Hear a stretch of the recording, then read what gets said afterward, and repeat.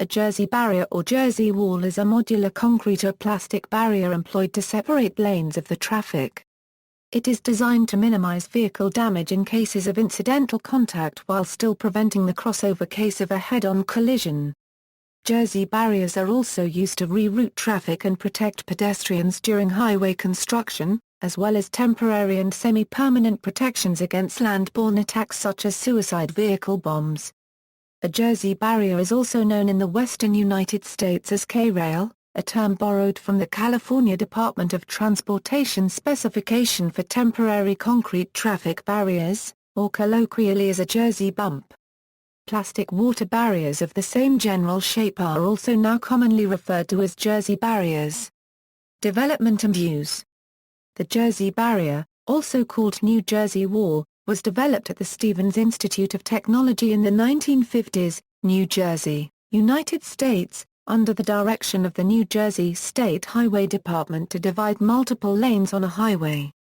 A typical jersey barrier stands 32 inches tall and is made of steel-reinforced poured concrete or plastic. Many are constructed with the embedded steel reinforcement protruding from each end, allowing them to be incorporated into permanent emplacements when linked to one another by sections of fresh concrete poured on site. Their widespread use in road construction has led to wide application as a generic, portable barrier during construction projects and temporary rerouting of traffic into stopgap carpool and rush hour reversing highway lanes. The design of the Jersey barrier was specifically intended to minimize damage in incidental accidents and reduce the likelihood of a car crossing into oncoming lanes in the event of a collision. In common shallow-angle hits, sheet metal damage is minimized by allowing the vehicle tires to ride up on the lower sloped face. Head-ons are minimized by gradually lifting the vehicle and pivoting it away from oncoming vehicles and back into traffic heading in its original direction. Modern variations include the constant slope barrier and the F-shape barrier. The F-shape is generally similar to the Jersey barrier in appearance but is taller with somewhat different angles. The UK equivalent is the concrete step barrier.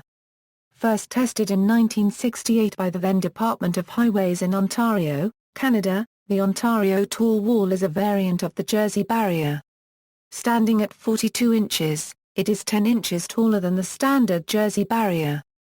In Ontario, the Ministry of Transportation is replacing guide rails with these barriers on 400 series highways. The New Jersey Turnpike Authority developed and tested a similar, but heavily reinforced, design. This barrier design has been credited with effectively containing and redirecting larger vehicles, including semi-trailer trucks. The states of New York, Massachusetts, and New Jersey have adopted the taller barrier for their roads, as compared to the standard 32 inches suggested by the Federal Highway Administration. Designs with two rectangular notches at the bottom allow for forklift-style lifting by front-end loaders. Barriers meant for short-term placement especially in military and security barrier use might include steel rebar loops embedded in the top surface for rapid hook and cable system lifting. The 2010 G20 Toronto Summit used a modified modular Jersey barriers with wired fencing bolted onto the concrete. The fence used the barrier as sturdy base to prevent protesters from toppling the fence around the security zone at the Metro Toronto Convention Centre. The U.S. military nicknamed the devices as Gaddafi blocks after truck bomb attacks in Beirut in 1983 resulted in more widespread use in military installations. Plastic Jersey barriers. Hollow polyethylene barriers have been developed for short-term applications where portability is important. These plastic barriers are normally filled with water after placement on site to provide a moderate level of crash protection. They are not designed to deflect vehicles, so vehicles may penetrate the barriers. These barriers can also be filled with soil, spill, or concrete to produce a heavier barrier with greater crash protection, at the cost of reduced portability. See also. References. External links.